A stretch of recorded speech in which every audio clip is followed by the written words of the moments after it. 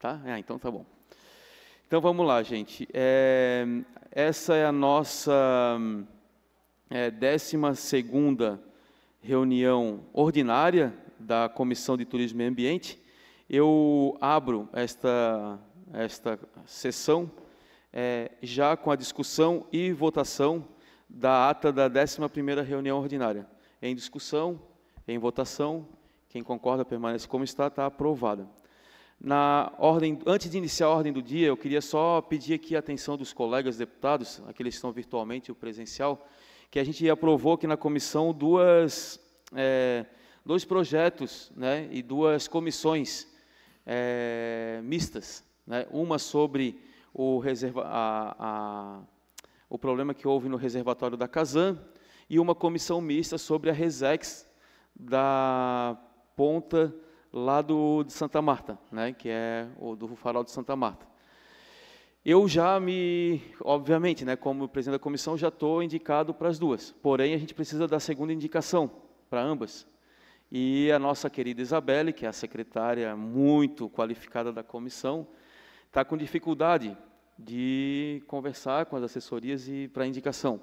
Eu sei que está uma loucura essa Assembleia Legislativa, para um monte de comissão, um monte de atividade, comissão mista, né? Mas a gente vai pedir o apoio, né, para que a gente nomeie e depois tenta dar conta, né, das atividades. O deputado Antônio Lunelli tem disponibilidade, a da Resex, do reservatório. É um cara trabalhador. Pode? Qualquer uma das duas? Reservatório, então tá. Então a da Resex, à minha esquerda, obviamente. Sim, Fabiano da Luz. Então já está nomeado, Isabelle, pode ficar tranquila, não precisa mais perder noite de sono, pode ir. Então tá, vamos lá para os requerimentos. Requerimento número 213, autoria do deputado Marquito, requerendo a realização de encontro de cicloturismo da região sul em parceria junto ao evento Convale 23, da segunda Conferência de Cicloturismo do Vale Europeu, em data do dia 13 de novembro, no município de Timbó.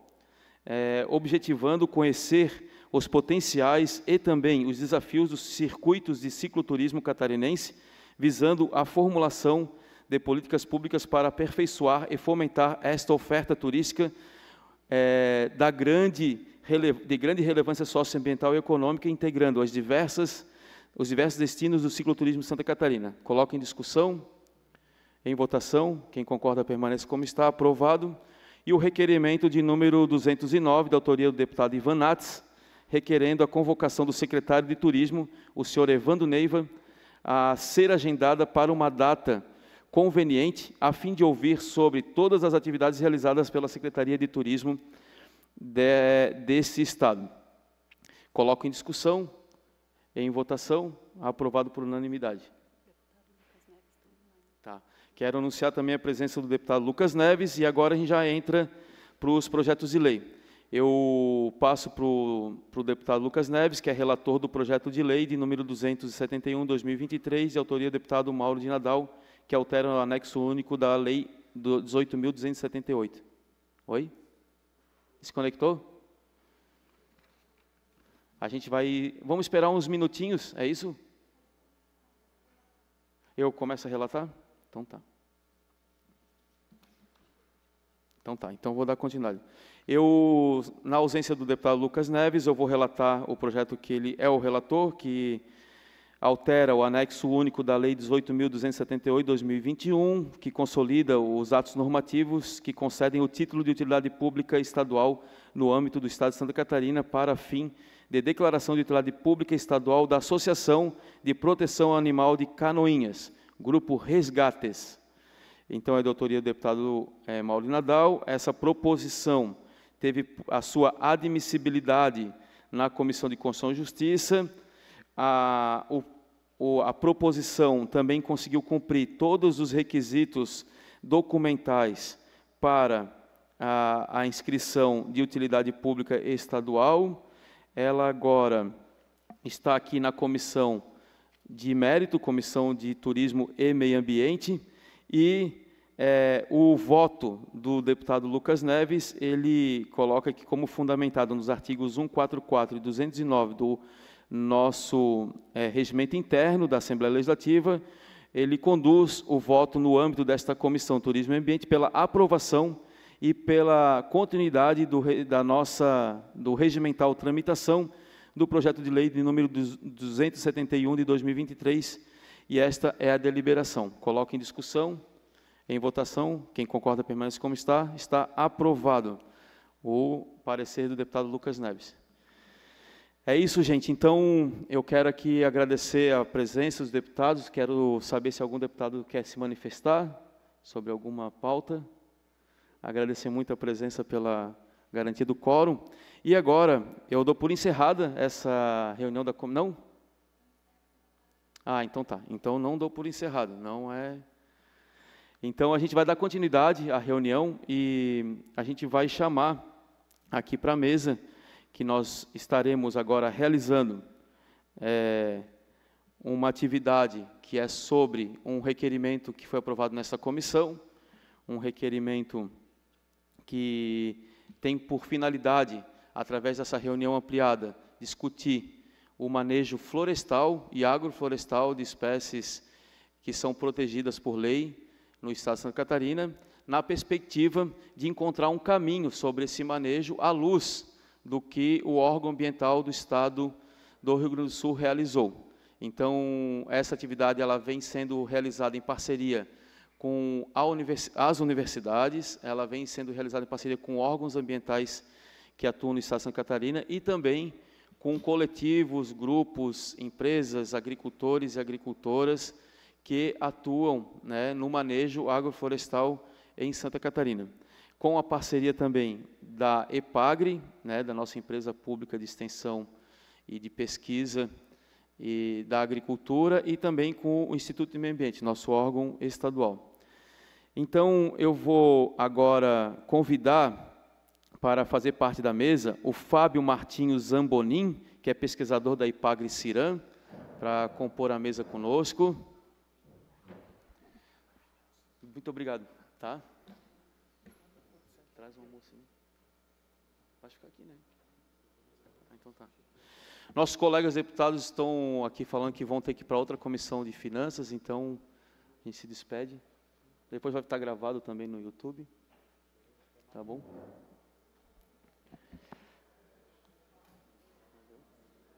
Vou chamar também o Walter Steinbock, que é gerente regional do ICMBio no sul do Brasil.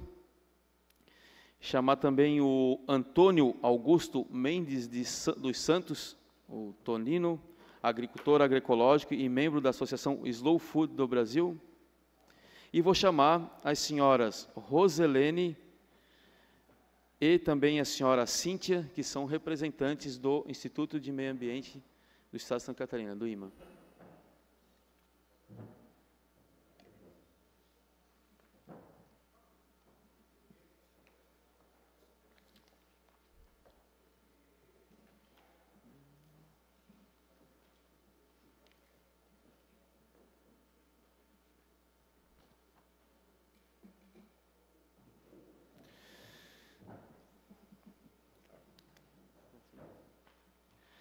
Então, gente, eu vou começar passando aqui para o Antônio, que é o agricultor, representante da rede da Slow Food, para relatar a situação, né, do manejo florestal ou agroflorestal de Santa Catarina, e depois repassar aqui para as instituições que foram convidadas, né, para também manifestarem um pouco do que a gente pode fazer. O nosso objetivo hoje é uma reunião ampliada, é uma primeira conversa. Nós temos a vontade de fazer uma audiência pública mais robusta sobre esse tema, mas a gente acreditou que a reunião ampliada, certamente ela tem como objetivo também já encontrar alguns caminhos. E às vezes a gente consegue, ao invés de fazer uma grande audiência pública, faz uma reunião ampliada e já consegue encaminhar aquilo que está no entrave, né? A gente já vem conversando já há um tempo sobre essa questão. A gente tem a nossa referência, né, no órgão ambiental do Rio Grande do Sul. Para nós é a grande referência de manejo, de normativa, de reconhecimento da atividade de manejo dos agricultores e das agricultoras, e a gente quer alcançar esse lugar, né? entendendo que o Estado tem normativa já colocada sobre o manejo individual das espécies, né? Entendendo que a gente já tem um avanço também nesse debate, e aí a Assembleia Legislativa, através da Comissão Turismo e Ambiente, quer auxiliar nesse entendimento e nesse avanço. É isso, então eu passo aqui para o Antônio, para, em 5 minutos, colocar um pouco da situação relatada. Boa tarde a todas e todos.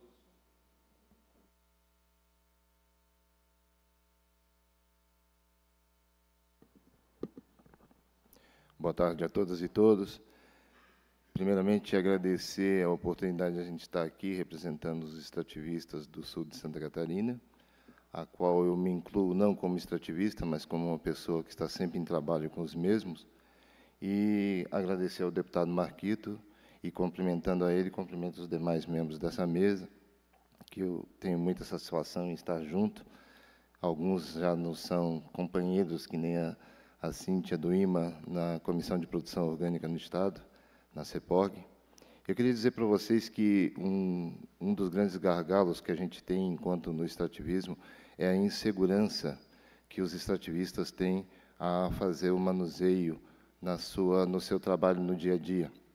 Então, não há uma segurança, vamos dizer, jurídica, para que ele possa atuar dentro de áreas que hoje são consideradas áreas particulares ou áreas da União. Grande parte de vocês deve conhecer a região Laguna, e quando vocês passam pela BR-101, existem alguns butiazais à beira da BR. Esses butiazais nem sempre estão livres para que o extrativista possa ir até lá e colher os butiás. Então, nós precisamos criar sistemas ou uma forma com que essa pessoa possa ir lá fazer o seu trabalho de tirar o butiá, levar, fazer o processamento dele e depois comercializá-lo. A comercialização do butiá, e é uma espécie que eu falo com muito carinho, porque é a área que eu atuo dentro de Slow Food, é uma palmeira que a gente está com risco de extinção há muito tempo. Assim como também a gente tem trabalhado com a palmeira da açaí Jussara, que quando a gente fala aqui açaí, aqui em Santa Catarina, em São Paulo, de onde eu venho, se trabalha mais o palmito e não tanto o fruto da Jussara. Então, quando a gente comenta com eles, eles falam assim, não, mas vocês lá só querem o fruto, a gente quer o palmito. É uma questão da cultura alimentar do local, que também deve ser preservada. E, em cima dessa preservação da cultura alimentar, a gente precisa entender que o manejo agroflorestal, seja ele numa agrofloresta ou manejo agroflorestal dentro de uma área de APP, dentro de uma área de preservação ambiental, ele precisa trazer segurança para quem vai fazer esse trabalho. E hoje a gente, infelizmente, não tem. Então, eu gostaria muito que, a partir desse primeiro encontro ampliado, a gente possa, deputado Marquito e demais, a partir daqui, agendar audiências públicas que possam debater com mais profundidade esse tema, que precisa de um olhar muito extremo, vamos dizer assim. Eu falo do butiá, mas nós temos o butiá, nós temos açaí, nós temos o pinhão, nós temos a erva mate, nós temos várias espécies que precisam estar sendo trabalhadas e tendo um olhar diferenciado. Então, quando eu vou lá no Rio Grande do Sul e converso com o Leandro Huck, da SEMA, Secretaria de Meio Ambiente, e ele nos traz a questão da certificação ambiental, esse, para mim, é um caminho que precisamos seguir aqui em Santa Catarina. Não é uma certificação, que nem eu faço parte da rede de Ecovida, que o produto é orgânico. Não, é uma certificação ambiental. Ela está outorgando ao extrativista o direito dele exercer esse trabalho dele. E é um trabalho muito interessante. Para vocês terem uma ideia, quando a gente fala do butiá, a pessoa que faz o extrativismo, ela tem que ter aquele olhar de deixar o que caiu no chão. Porque dentro de um butiazal não é só aquela pessoa que vai depender do butiá, a fauna, a flora. A gente precisa fazer a recuperação vegetal desse butiazal. Então, precisamos pensar, eu vinha conversando com o Márcio do Açaí Babaquá, que é parceiro nosso, a gente precisa pensar saídas, né, professor Walter, de como que a gente vai dizer para quem está fazendo extrativismo que o que ele está fazendo é seguro e de que aquilo que ele está fazendo é importante. Porque nós não podemos mais estar fazendo extrativismo pensando somente na questão financeira. A gente tem que avançar. A gente tem que fazer a venda do produto, mas pensar como nós vamos resolver a questão ambiental. Por exemplo, quando a gente vende a polpa de butiá para São Paulo, deputado Marquito, a gente põe um limite de quilos. Eu não quero vender tudo que a gente tem para São Paulo. Eu quero muito, sim, como a gente fez na semana que passou, estávamos aqui na UFSC, comentando com a vice-reitora Simone, e pedindo a ela encarecidamente que pense na agricultura familiar, de base agroecológica, na alimentação do RU, 8.000 refeições dias, e inclua nessa alimentação os produtos da sociobiodiversidade e do extrativismo de Santa Catarina. Vocês imaginam esses alunos tendo o prazer de, após uma refeição, tomar um suco de butiá, um suco de açaí, ter na sua refeição o pinhão, né? Isso é história, né? Por isso que o Slow Food ele trabalha com alimentos que estão em risco de extinção, também pela história que esse alimento traz. Eu sou um cara apaixonado pelo butiá, eu morei em Minas do Butiá, no Rio Grande do Sul, me casei lá, lá eu conheci essa palmeira e me encantei. E levo ela para qualquer lugar que eu for no mundo, porque ela faz parte de mim, está intrínseca em mim, a palmeira butiá. E eu quero muito, a gente está colocando agora para a Rede Ecovida, mais de 4.000 famílias no sul do Brasil e sul de São Paulo, que ela consiga colocar para cada uma dessas famílias 50 palmeiras, tanto de açaí, juçara, quanto de butiá. E a gente conseguirá, com certeza, avançar no quesito segurança para os seus extrativistas. É isso.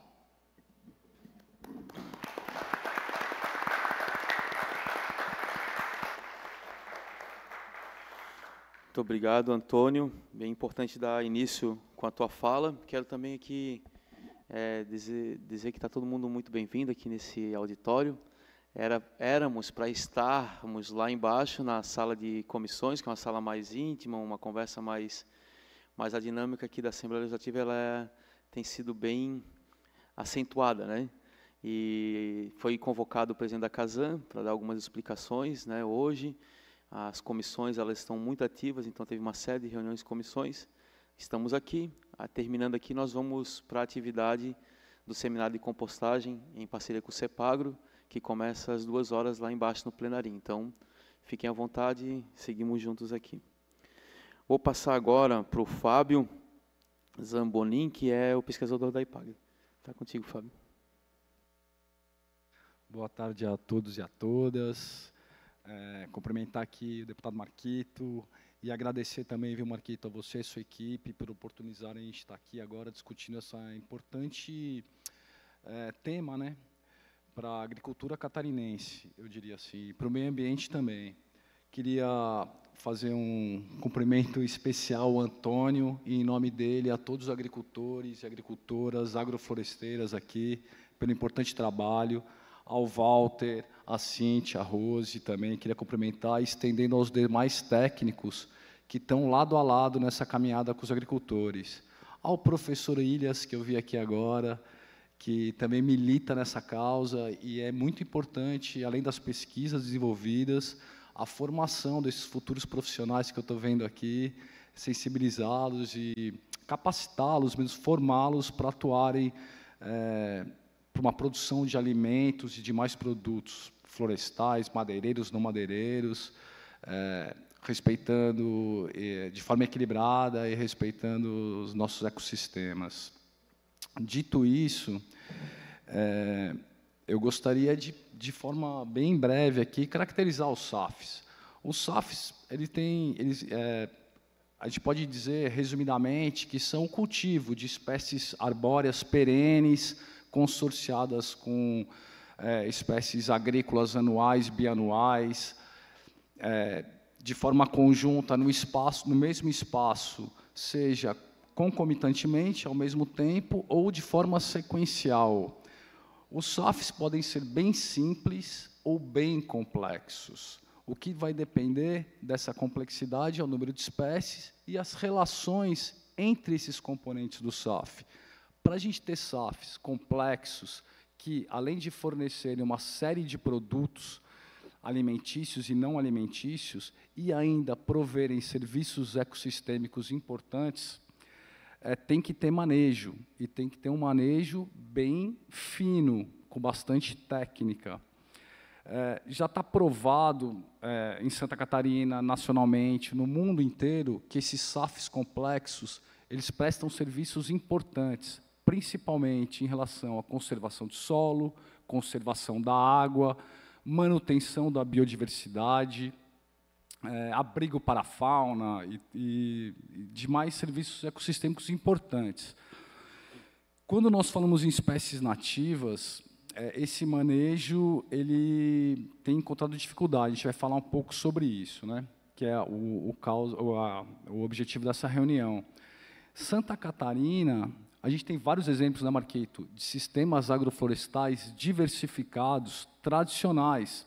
Nós temos as caívas no Planalto Norte de Santa Catarina, nós temos os bracatingais, também no Planalto, na região do Planalto, temos autoridade aqui, né, Walter, com os bracatingais. Temos também a erva mate sombreada no oeste catarinense, também no Planalto Norte. Temos todos esses SAFs que eu costumo chamar de SAFs silvibananeiros, que também são tradicionais, que são o litoral e alto vale do Itajaí, onde os agricultores conseguem produzir alimentos de alta qualidade biológica e também prestar serviços ecossistêmicos. Nós temos, enquanto EPAGRE, sabe, Marquito, visitado todos esses SAFs, e a gente vê lá, por hectare, a gente tem de 15 a 40 espécies arbóreas diferentes compondo, né? Temos uma diversidade incrível, desde gramíneas, quando a gente tem a presença dos animais, nos casos das caívas, de herbáceas. Então, a gente tem ali, sim, uma produção aliada à conservação. Não é à toa que a legislação federal, por exemplo, permite os sistemas agroflorestais, né, Cíntia, para serem utilizados como estratégia de recomposição de áreas que estão em conflito de uso, como, por exemplo, os APPs, no contexto da agricultura familiar, eu estou falando aqui, né? APPs que estão com uso agrícola, que não estão inadequadas do ponto de vista ambiental, elas podem ser recuperadas e serem adequadas através de sistemas agroflorestais. E é nesse contexto que a EPAGRE vem trabalhando, em parceria com outras instituições, né? Fomentar a adequação ambiental das pequenas propriedades com SAFs diversificados, onde ele consiga garantir a renda e também estar adequado ambientalmente. Na perspectiva da agricultura de baixo carbono, por exemplo, do Plano ABC, que é um plano do governo federal que Santa Catarina também adotou, que é a agricultura de baixo carbono, o SAF, por conta disso, também está enquadrado como uma modalidade de agricultura de baixo carbono. Então, nesse sentido, nós está trabalhando para expandir essas iniciativas em Santa Catarina. E não sei se o IMA já tem esse número e tal, a gente tem feito prospecções ainda, são centenas de milhares de hectares que estão em conflito de uso no Estado, né? 300, 500, 1.000, a gente não tem esse número exato, que vão precisar ser adequados. Então, os SAFs são, sim, uma boa perspectiva para a agricultura familiar nesse sentido. Falando nisso, eu queria só citar. A gente tem, nesses SAFs, por exemplo, do Planalto Norte, a erva mate sombreada, a erva mate do Planalto Norte catarinense. Ela conquistou a IG da erva mate. Então, tem diferenciais, ao mesmo tempo, mel de melato da Bracatinga, tem signos distintivos diferentes. Então, tem um potencial grande, a gente tem um desafio para resolver, que é a questão do licenciamento disso, e estamos dando esse primeiro passo agora aqui em Santa Catarina. E muito obrigado a todos.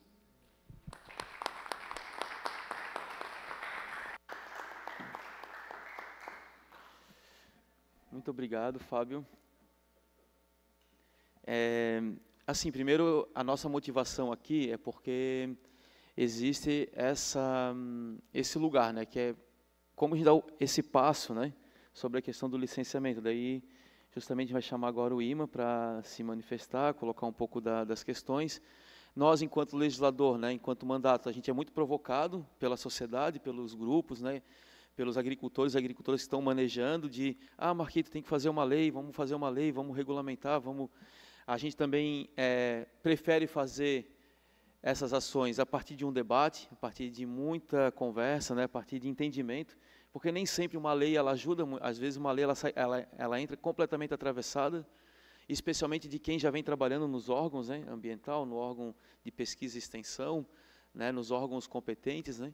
Então, o nosso objetivo aqui é justamente entender qual que é a ação legislativa, qual que pode ser uma ação do executivo, né, no caso dos órgãos, né, e qual que é uma ação que a gente pode fazer em conjunto. Se for necessário, se for cabível para a gente pensar uma legislação, a gente está muito disposto a encarar e avançar nisso, né? Agora, se for, de repente, uma alteração numa resolução, numa instituição normativa, se for a gente pensar em ter um guia de orientação, né? Às vezes são ações que independem de uma legislação especificamente. Então, é com esse objetivo que a gente está aqui, né? Então, nesse sentido, eu vou chamar agora o Walter? Então tá. Então, eu vou chamar o Walter, mudança de planos aqui. E o Walter, que é gerente regional do ICMBio. E depois a Roselene e a Cíntia do IMA. Walter, está contigo, querido. Aqui. Muito obrigado, Marquito, grande amigo. É um prazer muito grande estar aqui. Uma boa tarde a todas e todos. Cumprimentar os colegas de mesa, os colegas que estão aí na plenária, agricultores, pesquisadores, professores, membros dos órgãos ambientais. É uma alegria muito grande a gente poder estar fazendo essa conversa aqui. Tá? Eu queria chamar a atenção, nesse nosso debate aqui, o Fábio e o Antônio já trouxeram a importância dos sistemas agroflorestais, né? Eu queria só ratificar um pouquinho isso e a gente pensar nos caminhos possíveis para a gente ter cada vez mais segurança jurídica e estímulo às agroflorestas, né? A gente tem, hoje, diferente do que há 10, 20, 30, 40 anos atrás, a gente tem muitos dados, né? A sociedade tem muitos dados sobre esse balanço entre produção de comida em grande quantidade, ou seja, elevada produtividade dos sistemas agroflorestais, e conservação ambiental e restauração ambiental. No mesmo espaço, você tem gente e você tem conservação. Isso é algo muito especial. A gente tem lidado com políticas públicas que apoiam o processo de compensação ambiental, por exemplo, seja mercado de carbono, seja outras iniciativas, que trabalham sempre na lógica da compensação, né? Então, você tem uma atividade de alto impacto num lado e aí você compensa de outro. Por mais interessante que possam ser essas políticas, elas não são sustentáveis em longo prazo, não tem planeta para isso, né? Se você, para todo impacto, tiver a mesma quantidade de restauração, como é que você regula quando é que acaba o impacto? Quando é que acaba a área para impactar? Se a gente não conseguir desenvolver uma forma de fazer produção de comida no mesmo espaço em que se conserva e se restaura valores ambientais, a gente está fadado ao fracasso enquanto espécie humana e provavelmente levando junto um monte de outras espécies. Isso é tão marcante e tão pouco pensado, especialmente considerando que a gente tem dados há 10, 20, 30, 40 anos de que é possível fazer isso com sistemas agroflorestais, né? Que são complexos na sua estrutura, mas são muito simples na sua forma de atuação. A gente tem em Santa Catarina, no sul do Brasil, milhares de agricultores fazendo essas práticas, produzindo 10, 15, 20, 30, 40, 50, 70 toneladas de alimento por hectare ano. Só para lembrar, para comparar com a soja, que é a nossa grande vedete de produção nacional, né? A soja produz 8, 9 toneladas de alimento de soja por hectare ano, né? Nesse mesmo espaço que se produz dezenas de toneladas, a gente tem recomposição de carbono no solo, cobertura de solo, aumento da diversidade, aumento da microbiota do solo, redução da erosão. Então, não é novo para a ciência isso. Mas a gente precisa de políticas públicas que deem conta de valorizar esse processo como um processo de restauração associado à produção de comida. É muito especial isso para não ser valorizado, né? Então, no Rio Grande do Sul, queria falar um pouco, porque eu tenho trabalhado num Plano de Ação Nacional de Conservação das Lagoas Costeiras do Sul, que envolve o Rio Grande do Sul, é o PAN Lagoas do Sul, e a gente tem percebido lá a evolução da certificação agroflorestal lá. E eu acho que eles conseguiram achar um caminho muito interessante, diferente do que vários outros estados no Brasil. Eu tenho percebido essas iniciativas, vamos tentar regulamentar sistemas agroflorestais, né? Vários estados têm tentado isso. Só que a gente tem seguido uma lógica, em geral, de licenciamento ambiental. A gente usa a mesma cartilha do licenciamento ambiental para licenciar agroflorestas. E o que acaba acontecendo é que a gente entra numa lógica de regulamentação que é muito exigente por parte do agricultor. Você vai na lógica, você tem que produzir até tantas espécies, tem que fazer um inventário florestal, você tem que fazer isso, tem que fazer um projeto daquilo. E quando o agricultor olha para isso, ele pensa, bom, eu vou tentar fazer minha agrofloresta sem isso tudo mesmo, porque se eu tiver que fazer tudo isso, eu vou ter que contratar um agrônomo, um biólogo, um engenheiro florestal para um monte de projetos, vai me custar uns 10, 15 mil reais só em projeto, e eu vou fazer minha roça de mandioca aqui, e se tiver um pau no meio, eu vou tentar vender esse pau, transformar em madeira para a minha propriedade. Isso gera uma insegurança jurídica muito grande. Nós temos um ouro para conservação planetária, em termos de uma matriz de agricultura diferencial, e a gente trata desse jeito. Então, o Rio Grande do Sul procurou virar essa chave, procurou virar a chave no sentido de, em vez de trabalhar com uma lógica de licenciamento e regulamentação, trabalhar como um estímulo a processos de restauração. A agrofloresta como processo de restauração. Existem vários mecanismos dentro da legislação que permitem a supressão, que permitem a restauração, que permitem o manejo. E aí o que o pessoal faz dentro da Secretaria do Meio Ambiente? Vai nessas áreas onde se quer fazer agrofloresta, se identifica os elementos que já existem na legislação e propõe boas práticas para a agrofloresta naquela situação. Isso vem, então, com respaldo técnico e organizativo do próprio órgão ambiental. Então, vem uma certificação agroflorestal a partir daí. É uma lógica muito diferente. Você traz a lógica da boa prática como estímulo à restauração. A gente imagina que essa experiência poderia ser, não necessariamente replicada, porque cada estado é diferenciado, mas ela, nessa mudança de chave, é algo que a gente deveria levar para o Brasil todo. E a gente tem em Santa Catarina uma integração com órgãos de pesquisa, com órgãos de extensão, com associações de agricultores, muito importante, que pode balizar esse processo, inclusive.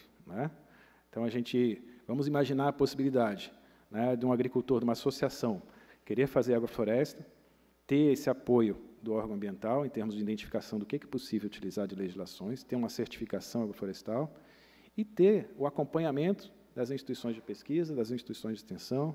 O professor Ilhas, por exemplo, pode estar levando estudantes de mestrado, doutorado, para estar acompanhando se está recuperando, se não está recuperando. O Fábio vem com a IPAGRE trazendo análise de solo, os agricultores fazendo manejo e a própria pesquisa participante, e a gente vai gerando um processo de integração social, de integração institucional, na medida em que se valoriza essa boa prática, e vai se gerando os resultados passíveis de serem mostrados para toda a sociedade como isso está acontecendo. A gente sai da lógica punitiva para alguém que quer restaurar, para uma lógica realmente que estimule essa conservação associada à elevada produtividade que os sistemas agroflorestais propõem. E eu acho que eu já passei do tempo, querido? Obrigado, viu? Obrigado.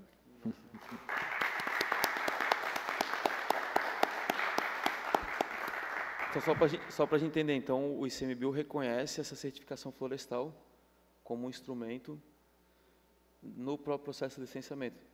Sim. É importante entender isso, porque daí, para a gente ajudar nos encaminhamentos, a gente vai ter um tempo muito reduzido, mas só para a gente... A certificação agroflorestal, ela está como uma das ações do Plano de Ação para a Conservação das Lagoas do Sul, que o ICMBio coordena. Então, existe uma ratificação da certificação agroflorestal numa política pública em nível de Estado, em nível nacional, que o ICMBio conduz. Na gerência regional, onde eu estou atuando agora, são 41 unidades de conservação nos 3 estados do Sul, em que a gente tem estimulado, com dificuldades, com possibilidades, enfim, mas que a gente quer estimular cada vez mais a possibilidade de experiência. E é aquela aos moldes do Rio Grande do Sul, a certificação. A certificação que o PAN Lagoas do Sul apoia, enquanto política pública, é a certificação no Rio Grande do Sul. Ótimo. Uhum. E em Santa Catarina? Em Santa Catarina não temos ainda nenhuma política pública instituída nesse sentido, a não ser a vontade e a possibilidade da gente estar testando junto, implantando experimentos e participando junto nesse processo de credenciamento, de articulação. Então tá. Agora a bola ficou de quem pode fazer o gol, gente? Então tá, eu vou passar aqui para a Roselene e também para a Cíntia. Fiquem à vontade, vocês duas.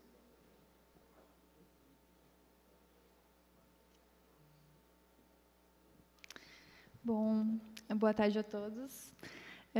Agradecemos muito pelo convite, né? O convite junto ao IMA.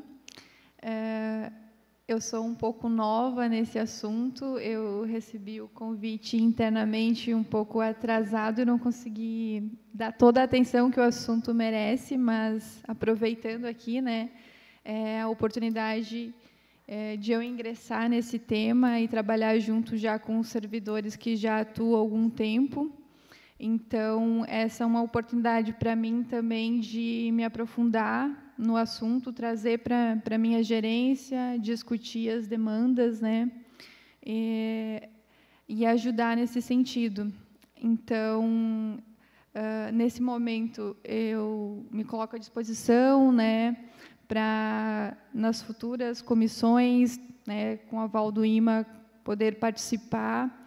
E, nesse momento, então, eu venho para colaborar nesse sentido.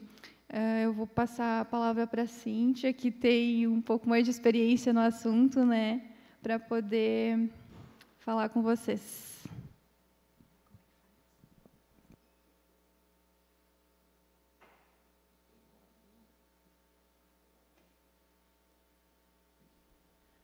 Boa tarde, Marquito. Obrigada pelo convite. Acho que é muito importante que o deputado tenha tido essa iniciativa, né? E fico feliz de ver aqui os representantes dos agricultores, agrofloresteiros, como disse o Fabinho. Feliz também de ver as pessoas com quem a gente já vem conversando, o Antônio, o Walter, desde 2010, 2009, a gente vem falando coisas desse tipo ou muito parecidas, né? Eu conheço, de certa forma, o que o Walter explicou sobre a iniciativa do Rio Grande do Sul. A gente já também conversou com o Leonardo, já conversou com a Luciana, que é a nossa colega que coordena com ele o PAT Planalto Sul. A gente já conversou, já fez uma reunião dia 11 de novembro de 2019, motivado pelo Centro Vianney. Eu acho que tinha até alguém... Tinha mais pessoas aqui que estavam lá também, o Elias, eu acho que estava lá também. E, a partir disso, a gente pediu, na época, autorização para o presidente Venâncio, que era o presidente da época, e a gente só iniciou um trabalho de discussão da certificação dentro do IMA. Mas a gente já tem outras coisas que talvez sejam mais interessantes do que... Não vou dizer assim, mais interessantes que a certificação, mas que elas vêm ao encontro do que seria a certificação. E depois veio a pandemia, então foi em novembro, veio a pandemia e a gente acabou muita demanda de trabalho, né? Poucos servidores, e a gente acabou não retomando mais isso também por causa da pandemia e do excesso de trabalho. Uma coisa que o Augusto, né? Antônio Augusto, disse aqui, e que é uma coisa que a gente discutiu lá nessas reuniões, acho que a gente fez 2 reuniões sobre essa certificação, é que o IMA não tem esse papel de certificar, né? O IMA não é uma certificadora, mas até a gente colocou isso no nosso documento interno para pedir autorização para o presidente, que a gente ia fazer uma certificação de boas práticas, alguma coisa assim, né? Tipo a Embrapa fez, né? Que até 2 iniciativas de Santa Catarina foram premiadas lá, naquele prêmio do BNDES.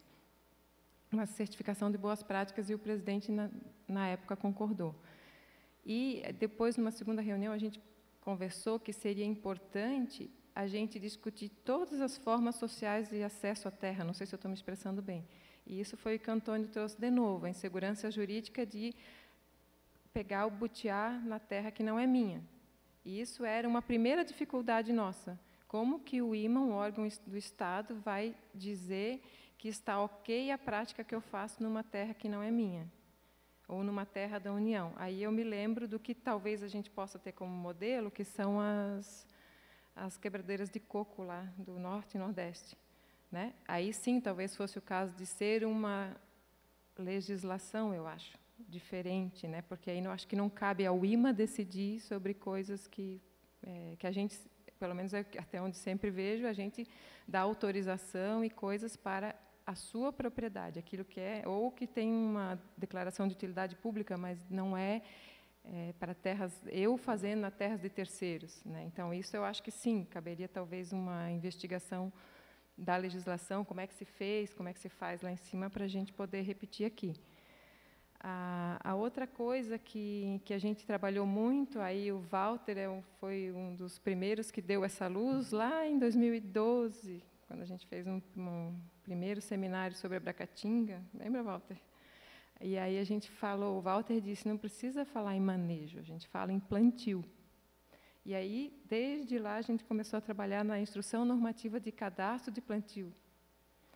E essa normativa está praticamente pronta. Até eu trouxe aqui, para não dizer que é mentira, ó, aqui, ó. Isso aqui é o teste dos cadastros de nativas. Isso aqui é de 2017, 2018. Aí já estava sendo elaborado o sistema, e também não foi para frente. Então, essa normativa, a gente tem cópia dela aqui, assim, ela está praticamente desenhada. E a agrofloresta, ela é um dos tipos que a gente previu como plantio. A condução do subbosque também seria, a condução da regeneração natural, não subbosque, também seria uma forma de plantio que a gente previu. E a gente não tirou isso da nossa cabeça, a gente discutiu com o Walter, com o Fantini, com o Siminski, com o Vibrance, eu acho que o Elias também participou, várias pessoas, o Tássio da Epagre, o Torezan da Epagre, acho que o Fabinho não estava nessas ainda, né? Não sei, mais no final, eu acho que mais no final. Então, assim, a gente foi uma construção muito bonita, muito coletiva, e ela está praticamente elaborada. E por que ela não vai para frente? Porque ela precisa de um sistema, porque hoje a gente trabalha sem papel, né? Até fazia muitos meses que eu não imprimia qualquer coisa lá no IMA, então eu imprimi para trazer aqui. E precisa desse sistema. E mais do que esse sistema, se a gente quiser fazer manejo da madeira para vender, esse sistema vai ter que integrar com o Sinaflor. E isso eu também gostaria de saber, eu não sei, não tem ninguém do Rio Grande do Sul aqui, né? Depois, assim, isso é para o futuro, para a gente discutir, assim, como que faz, como é que o Rio Grande do Sul trabalha com isso. Então, são dois gargalos que a gente tem a normativa pronta, mas faz o sistema, a gente pode fazer o sistema, só que ele hoje não consegue integrar com o Sinaflor. Por quê? Porque o Sinaflor não tem esse sistema.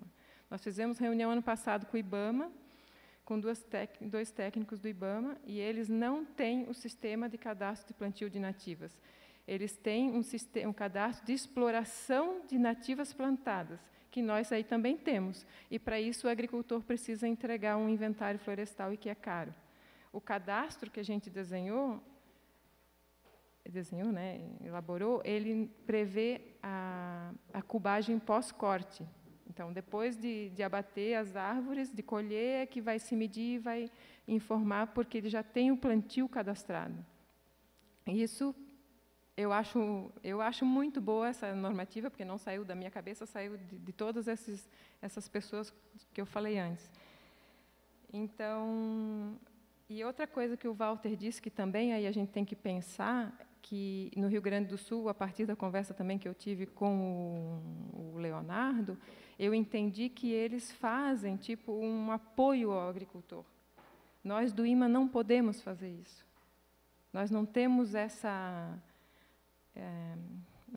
função. Nós somos órgão ambiental de fiscalização e licenciamento.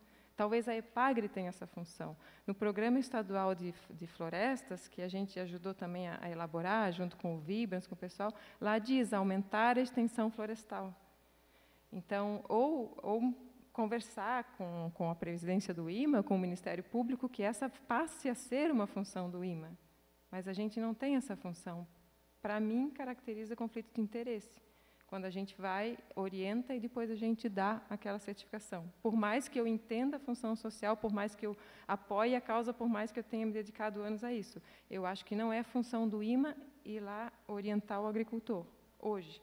Não que eu acho que a gente orienta, né? A gente acaba assim, o senhor tem que fazer assim, o senhor tem que fazer assado, mas eu não posso ir lá dizer, faça agrofloresta aqui, plante isso. Isso não é função do órgão ambiental. Pode ser que eu esteja errada, mas eu acho que não, e a gente é muito cobrado para andar na linha sobre isso. Além do que, a gente tem poucos servidores, então, se o deputado quiser ajudar, chamar os colegas do concurso. Assim... Todos, né? Então, assim, como servidora do IMA, a Rose também está participando mais agora disso, vai começar a participar mais. Ela tem doutorado nessa área, então ela é uma pessoa que sabe muito, fala pouco, né? A gente se coloca à disposição para as futuras reuniões, e sempre com o aval do IMA, com o aval do que a presidência deixa a gente fazer ou não, dentro de todas as nossas funções. Tá? Mas, mais uma vez, eu parabenizo pela iniciativa.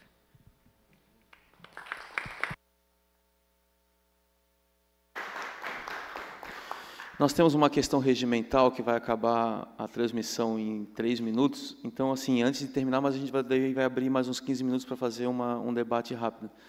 Eu queria só deixar assim, um encaminhamento aqui registrado. Né?